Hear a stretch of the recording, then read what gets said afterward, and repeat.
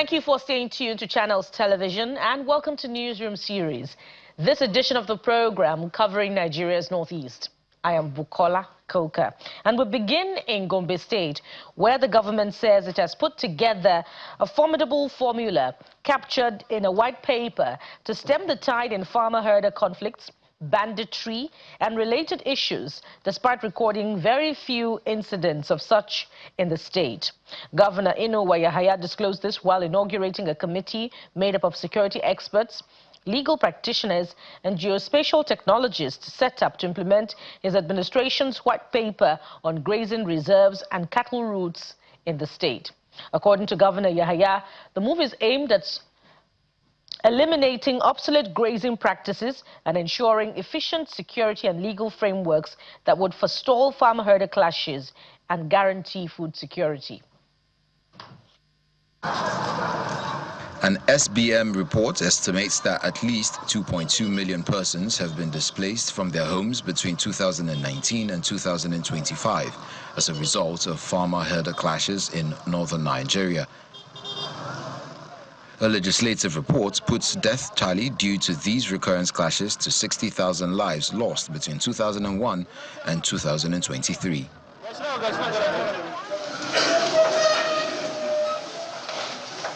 Despite recording the fewest incidents, Gombe State's Governor Yahaya says he has put together this high-level committee to implement the white paper policies developed to entrench modern and smarter ways of conducting crop and animal husbandry that will curtail long-distance cattle rearing, banditry and kidnapping. Part of the issues that bedevil Nigeria, and most especially the northern part of Nigeria, are issues to do with farmer-herder clash. And I believe that is associated with land resource, particularly at harvest time when the return migratory herders start to move around in order to find pasture for their cattle. And along the way, there are issues with the farms. That mostly happen because of encroachment on both the cattle routes and the grazing reserves and our forest reserves, for that matter, where normally they used to go and graze. Governor Yahaya, who doubles as the chairman of the Northern States Governors Forum, believes modern grazing techniques and rolling away archaic animal rearing practices will carve a new roadmap for northern Nigeria and the entire country. That we try as much as possible to restore our grazing reserves, restore our forest reserves, restore our cattle routes and grazing routes so that we will minimize as much as possible the clash that ensures between herders and farmers. The committee, made up of security experts, legal practitioners and geospatial technology technicians, sees this appointment as an opportunity to deploy cutting-edge technology and security arrangements to bring order and future profitability to Gombe State. When the cows, cattle, livestock are allowed to do the normal thing without infringing on their reserves or grazing or whatever, there is tendency that they can produce milk, they will grow fat, it will give, in fact, employment and so many things. So the economy is going to be for good. We have captured the auto photo of the whole Gombe State for the past 3 years. And this work that we did, we did some work before now. We did the survey work for the entire Gombe State in terms of this cattle routes, and there are so many illegalities, encouragement. So now this committee will start working on how to handle this issue, how to find the lasting solution. So now we are trying to see how we can, find a solution without creating problem to those communities. While restating commitments to implementing the letter and spirit of the white paper, the committee is expected to meet with relevant stakeholders and roll out strategies for the seamless implementation of their mandate. A former Commissioner for Information and Strategy in Adamawa State, Mr. Ahmed Sajo, has called on government at all levels to prioritize the revitalization of public schools across the country. He made the call during the 100th anniversary celebration of Mubi Primary School, where he accused the elite of reducing leadership to titles and privileges at the expense of qualitative education.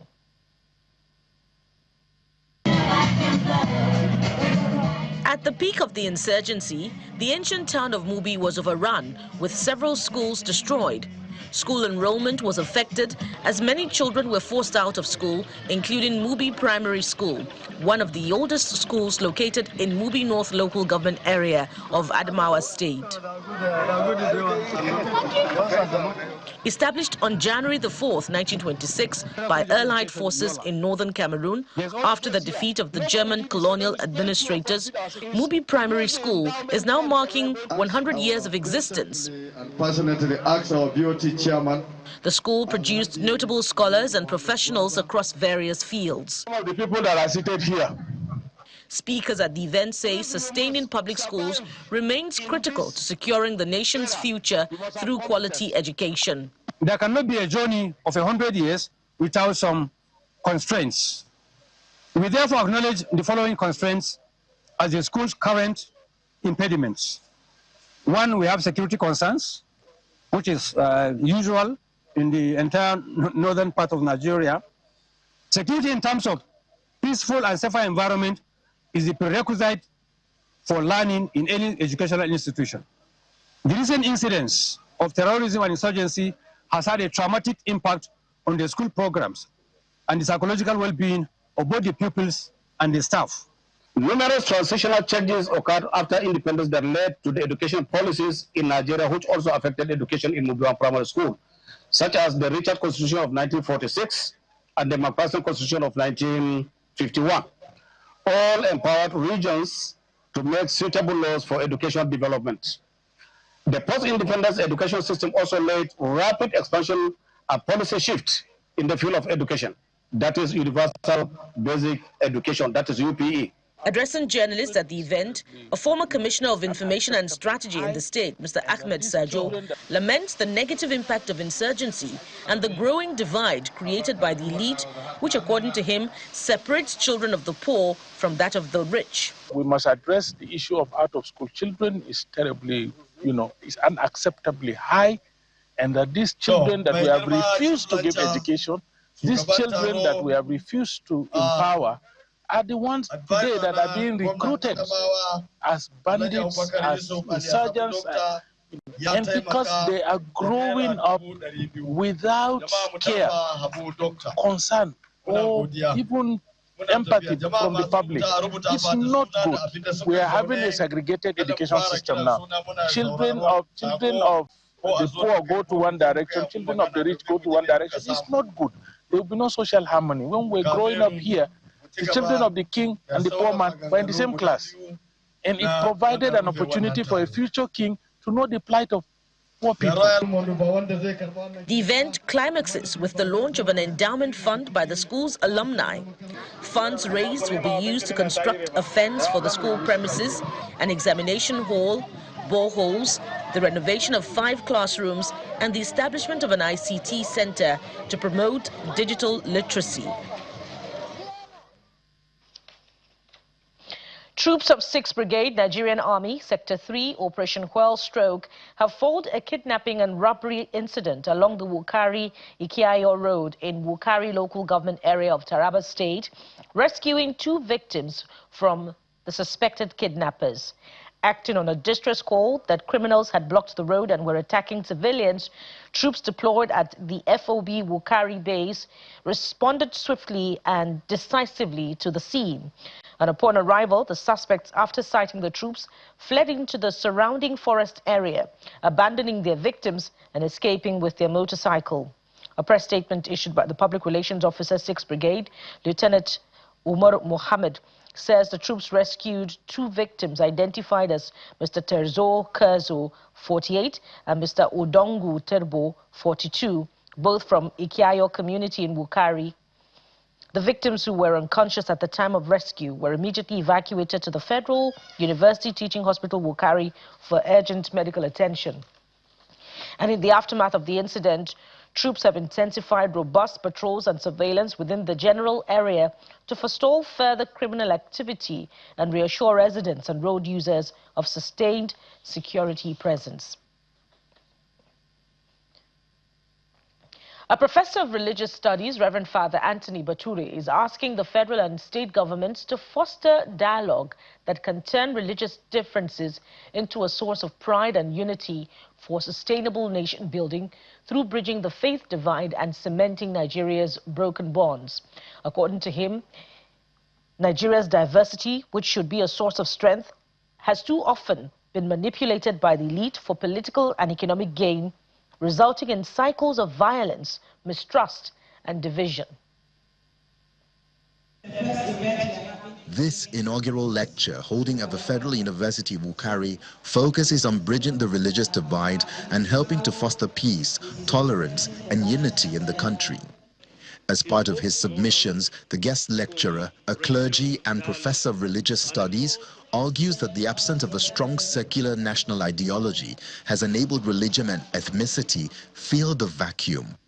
This lecture is both moral cum religious dialogue and a call to action that interrogates how Nigeria, a nation so richly endowed yet deeply divided, can overcome its paradoxes of promise and peril. The task before us is not merely constitutional or structural reform, but the honest deconstruction of ethnic and religious fault line and shape political behavior. Professor Bature stressed that in Nigeria, interfaith conflict often reflects elite manipulation rather than a genuine religious experience. This lecture, therefore, seeks to move beyond superficial blame to deconstruct the roots of disunity and to propose pragmatic and sustainable remedies that can transform our diversity into an asset for peace building, this integrated and prosperous nation for sustainable socio-economic development in Nigeria. Some participants speak on what Nigeria stands to gain if the faith divide is cemented to engender trust, social cohesion, and national integration. The inaugural lecturer pointed out clearly, we have so much to gain economically. We shall also harvest the real gains of religion. Religion, both the major religions in Nigeria, all preach peace and unity. The missing link is the use of religion, ethnicity, and other primordial factors to divide the people. Okay? That's the major thing. So we want people to ignore such things. Faith, as it entails, generically is a personal thing, which shouldn't be used to infringe on the rights and privileges of others. Participants here believe that Nigeria requires a proactive and holistic approach to interfaith conflict, one that will address the ills of socio-economic inequalities, which are drivers of division and the bane of underdevelopment. The senator representing Borno South at the National Assembly, Senator Ali Ndume, says Gwaza, the local government most affected by the Boko Haram insurgency, is gradually beginning to experience relative peace. The senator, who was at Gwaza for the All Progressives Congress e-registration, also used the occasion to interact with youths and stakeholders on peaceful coexistence. Gwaza, the epicenter of the Boko Haram insurgency, is gradually recording relative peace, with commercial activities coming alive and many displaced by the conflict returning home.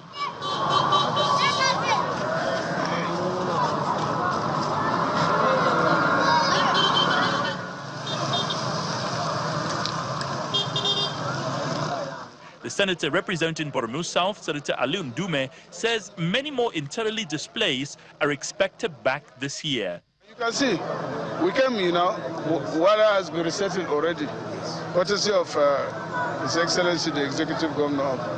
And we are opening up.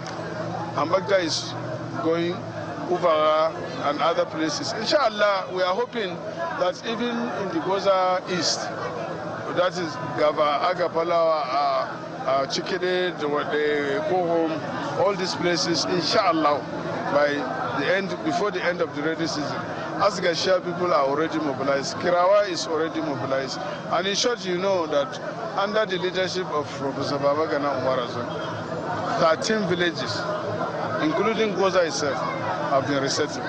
Alhamdulillah, none of the local government in Borno State have witnessed this. Senator Aliun Dume, alongside the Director General of the National Women Development Center, Dr. Asabe Velita Bashir, are here for the All Progressives Congress e-registration exercise.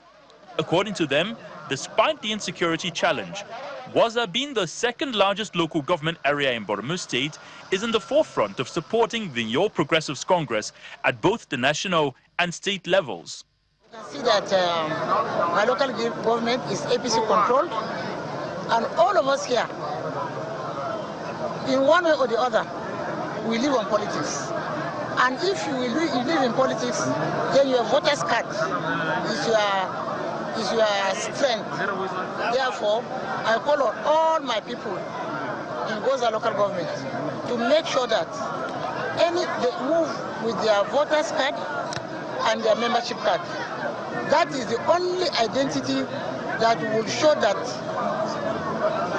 you are loyal to the party that is the winning party, and that you belong to the winning party. All here are stakeholders to flag off our e-registration for the party. And not only that, most of us are also here to revalidate our voters' card. We are here to also encourage our people.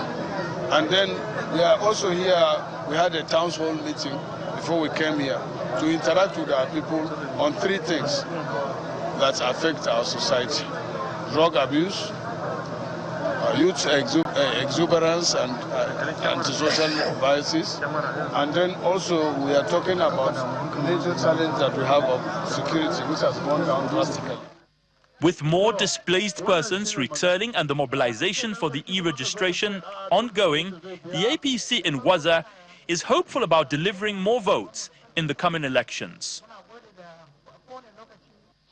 The governor of Yobe State, Mai Mala Buni, says the ongoing construction of the Damaturu flyover and underpass, located in the heart of the capital, will be ready by the end of March 2026. The governor, represented by the State Commissioner for Works, Engineer Umaru Dudaye, disclosed this to journalists while inspecting the multi-billion naira project. The team also inspected several other projects in Damaturu as well as Gujba, the local government most affected by the Boko Haram insurgency in the state. 3 members of the Yobe State Executive Council are leading journalists to inspect the Damaturu flyover and underpass projects awarded by Governor Mai Mala Buni in February 2025. The Commissioner for Works, Umaru Dudaye, explains the flyover is one of the legacy projects of the state government geared towards upgrading aesthetics of the state capital and easing traffic congestion. This is one of the projects that is part of the urban renewal. And you can see that we are apart from this 3-level road, that is the flyover, the ground level road, and the underpass. This is a 3-level road. We have the expansion of this road from this flyover to the stadium, then from this flyover to Pilgrims Roundabout.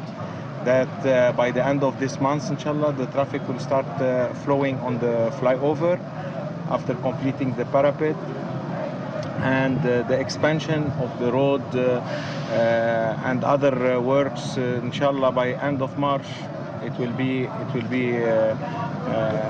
completed. The second project visited by the team is the Damaturu Mega Motor Park, situated along Damaturu-Patiskum Road. The park has a clinic, restaurant, mechanics section, parking spaces, driver's lodge, among other infrastructure. So this is the Damaturu Mega Motor Park. As you can see, it's about 500 vehicle capacity. And we have a driver's lodge, which is going to accommodate up to 150 drivers at a time. We have the terminal building. We have a police station outpost. We have the clinic, restaurants. At Buniyadi, the headquarters of Gujba local government area, the team inspect the 6,500-seater mini stadium to boost sporting activities in the area. Construction is also ongoing at the Buniyadi Modern Market, which comprises of 96 shops, over 150 open stalls, a police outpost and a banking hall. As you are all aware, this is a post-insurgency project being awarded by the state government through the window of the State Ministry of Youth, Sports, Social and Community Development. We have signed a 6 months mandate given to the contractor to hand over the project to the ministry for onward utilization. Other projects inspected include the reticulated Bunigari water treatment plant, accident and emergency unit, maternal and intensive care unit at Buniyadi Specialist Hospital, and a government lodge constructed by the Gujba local government administration. Seeing is believing. We came here to see to your eyes what happened done by His Excellency to his people.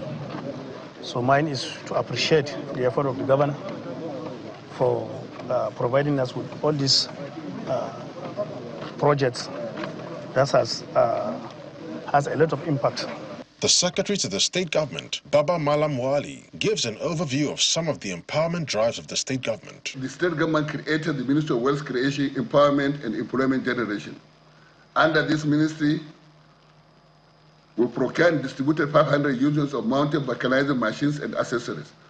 These were deliberately geared towards teaching our youth and women how to catch the fish so that they can be employed and be self-employed. The projects, tagged Post-Insurgency Drive, are geared towards boosting the economy of the state. Now to education. The Academic Staff Union of Universities, ASU, in the Abubakar Tafawa Balewa University, Bauchi, has condemned comments made by some politicians against members of the institution's academic community. The union says the remarks, which allegedly used derogatory terms to describe professors and other academics, constitute an affront to the university and a threat to institutional autonomy. The lecturers are referring to the former governor of the state, Mr. Isa Yuguda, who had allegedly criticized the academics for opposing the proposed conversion of the university from technology-based to conventional academic institution. Our correspondent Hajara Aliu reports. Several weeks after the Senate public hearing on a bill to amend the Abubakar Tafawa Balewa University Act 2025, proposing the conversion of the university from a technology-based institution to a conventional one, comments from the hearing continue to generate reactions. The public debate has sparked controversy, with some stakeholders supporting the proposal while others oppose it. One of the opinions in support of the conversion that went viral came from the former Bauchi State Governor, Mr. Isa Yuguda. I knew what I suffered to get ATBU to run medicine. Today we have over 100 medical doctors. And today you are sitting here, you say, I am an economics graduate, an accountant too. And if economics is not run in ATBU, why can't I fight for them to have economics? There are so many subjects, science subjects, art subjects, that are not being run. In a related development, a former chief of staff to the Bauchi State Governor, Mr. Ladan Salihu, in a viral video, spoke in Hausa language, describes those opposed to the amendment as enemies of the state. However, members of the academy are frowning at the comments. As a union of intellectuals that is in the forefront of championing the good cause of public university, global competitiveness, and the well-being of the nation, is worried with the blatant affront on the university autonomy and threat to professors, ATBU Bauchi Governing Council, and the university administration because of their position in holding to the dictate of the laws governing public universities. And somebody saying that we are terrorists, we are academic terrorists. It's also, they are trying to pitch us against the society. I don't see what we've done wrong. Former Governor Issa Iguda had earlier issued a statement stating his support for the conversion of the university, insisting he could not have disparaged the lecturers, who he states that he holds in high esteem. However, Mr. Ladan Saliu, speaking in a phone interview with Channels Television, said, quote, "I have no apologies for what I said, and I am open to debate with them anywhere on this matter." Meanwhile, the academic community maintains that its opposition is not entirely against the conversion itself, but rather against the processes being followed. Hajara Aliyu, Channels Television News. The Nigeria Customs Service has seized a total of 1,868 jerry cans of premium motor spirit allegedly heading out of Nigeria through the Adamawa and Taraba border lines. The jerry cans are of 25-liter and 30-liter capacities, and the total capacity of the confiscated items is 50,495 liters. The Comptroller of Customs for Adamawa Taraba Area Command, Mr. Mohammed Aminu Tanko, disclosed this during a media briefing at the command's headquarters in Yola, the Adamawa state capital. Mr. Aminu Tanko explains that the total value for the seized products is over 58 million naira. He adds that the officers also seized 10 bales and 2 sacks of second-hand clothing, all within the last 1 month. 441 jerrycans of 25 liters each of one drum, and one drum of 220 liters of PMS was seized on Monday, 5th January 2026 at about 0128 hours at Urubuki Axis. Finally, on Saturday, 10th January 2026 at about 2300 hours, officers of the command intercepted one used 911 Mercedes Benz truck loaded with 695 jerrycans of PMS in 30 liters each along Ndafuru Abong axis of Taraba State. In total, 1,868 jerrycans and one drum containing approximately 50,405 liters of PMS, alongside 10 bales of 2 sacks of second-hand clothing, was seized, with aggregate duty paid value of 58,117,550 naira only. And that's it on the program. Thank you for watching, but join us again same time next week when we'll bring you another round of editions covering different regions of the country. I am Bukola Koka. Bye for now.